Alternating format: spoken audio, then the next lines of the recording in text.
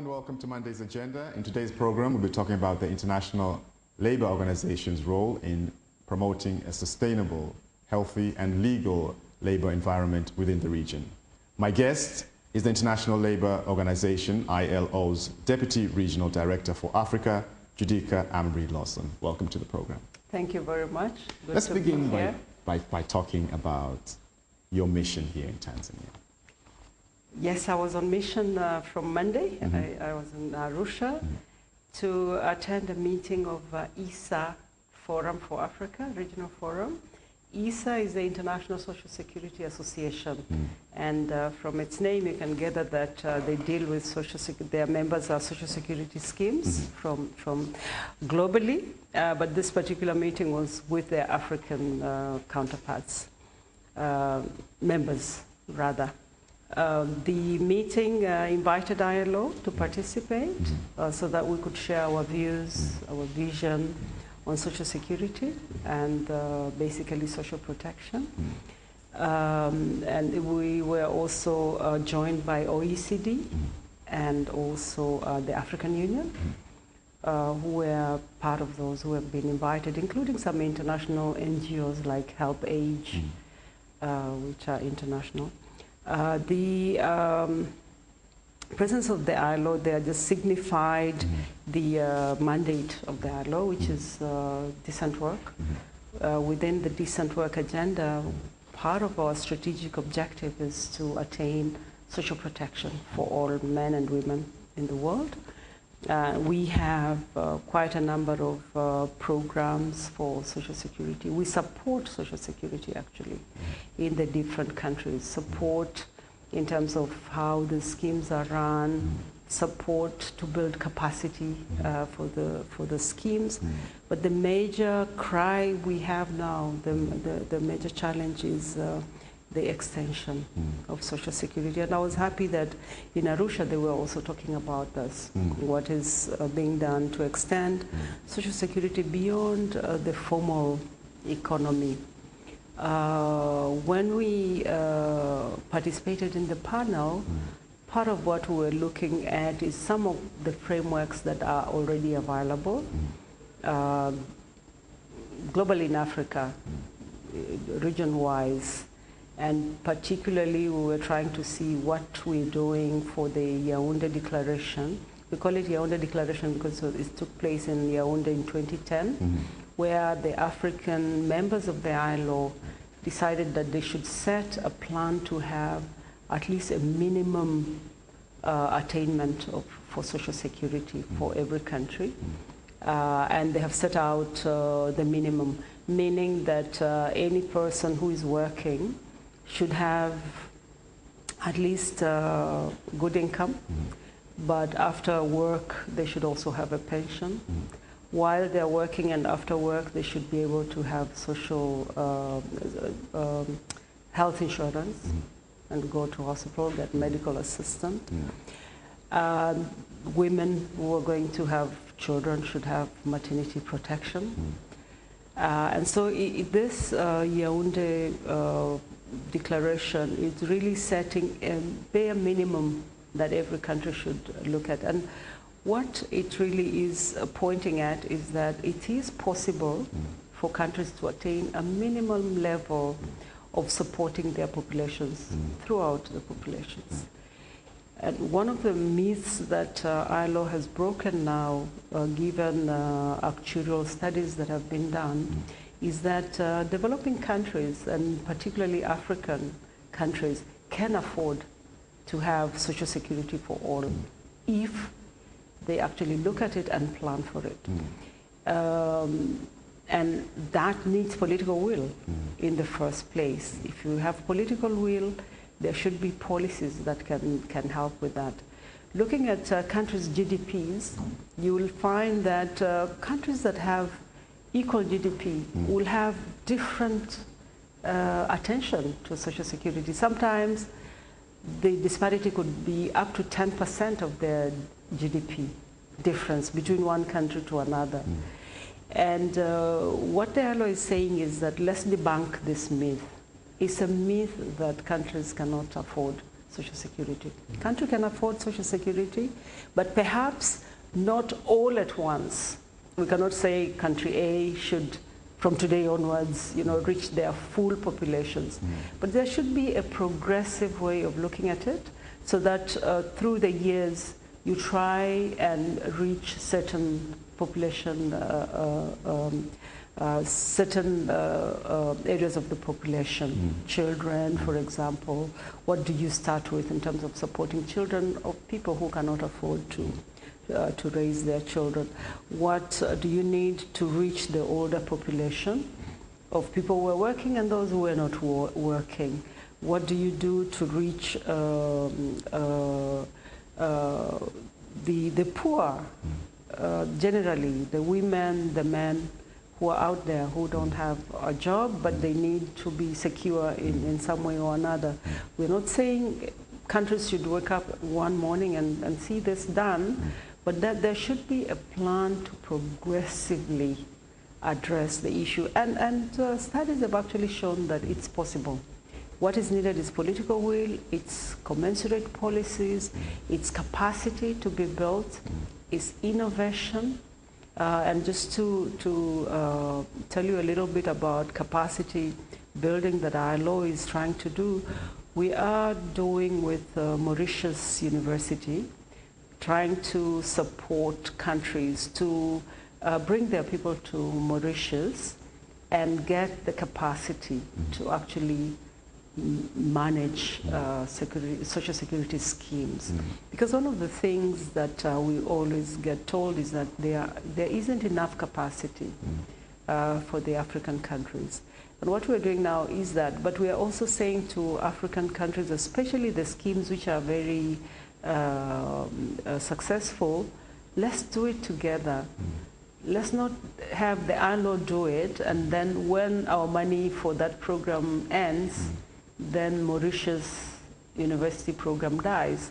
Let's have the schemes sponsor their people to go there, to look at innovations, to look at how things have been done all over the world, so that we can have that capacity. But beyond that capacity, we are also saying within the countries, let's do it together, because if we leave it just to, say, Ministry of Labor and the Social Security schemes, it does not work, because there are so many stakeholders. Look at the issue that Ministry of Finance is the one that has to put aside money for Social Security. It should be involved. Ministries of Health, they are supposed to give medical assistance or medical attention, but also health insurance. If you look at ministries of, the Ministry of Gender and Children, they are also involved in social protection. So in fact, in ILO, we talk more about social protection than social security, because it's all embracing. And at the country level, it's much better if all the stakeholders actually have a stake in it and talk about it, and then try to see how they can extend the social security or social protection. But when we talk about that as well, we're talking about productivity. You're talking about a productive population you're looking at. That means we have to, within that, try to give people productive employment so that they can actually also contribute to the scheme. It's a whole cycle. But how do you do that in a situation where you have such little percentage of people in the formal economy? The private sector is small in our countries. So in the ILO, we think that there is a bridge between informality and the formal. And this bridge, we call it social economy. The social economy meaning cooperatives, bringing people in cooperative solidarity, microinsurance, microfinance for small and medium enterprises, micro, and just make people aware that they can actually move from informality to some formality. Because some of the times also in Africa, informality can be a little deceiving. There are people in the informal sector who are actually rich. Absolutely. They're just not formal. It works. Sometimes it works better when you're Yes. when you're in the informal sector. Exactly, because you don't pay taxes. Exactly. You don't, but you can show people that they actually have something to gain by formalizing and contributing for themselves and putting away money for tomorrow and for their protection in the future when they are older, when they are sick, and so on. So also that is something that needs to be clarified, that actually there are people in the informal sector who are rich, but who just don't perhaps know that there is value in volunteering to put something aside for themselves for tomorrow. And times are gone when families expected their children to be their social security. When you were growing up, the more children you had, the better, because they will look after you the next day. But now things are turning around, actually. People are depending on their parents for a very long time because they can't find employment, they can't find jobs. So social security has to also be looked very much differently from the traditional way of looking at it, and it being, done within the family, within the community. But but you mentioned that. But how much confidence do people have in these social protection schemes? Because historically, people have been investing for old age, for instance, in things like real estate or land. How much confidence do people have in these schemes? First of all, they're sort of like new here in Africa, particularly in Tanzania, and the schemes act as banks as well. They invest your money in various ventures. In light of the recent world financial crisis, do you think people will just trust these schemes as opposed to, oh, let me just invest in real estate, for instance, and you know that, okay, you're going to have income from something that is concrete, it's there. What you're saying is true in terms of what people are looking out for or to, but don't forget also the people that can afford real estate, again, are the same people who could have invested in the schemes, but they have a choice if they think they can invest for themselves. The majority of the people we are talking about are not able to necessarily invest in real estate. If you're talking about traditional land, that really doesn't have very big returns. So again, we have to look at it in terms of the poor. I'm really looking at the real poor, the real informal, the real people who are struggling. But indeed, also for the schemes, it's only when they demonstrate, because unless you're convinced that you have a stake in something, or this would be a good investment for you, you will never invest there. But if I see something that has happened to my neighbor, and the scheme has done this and the other, and they are now better off than before, perhaps I could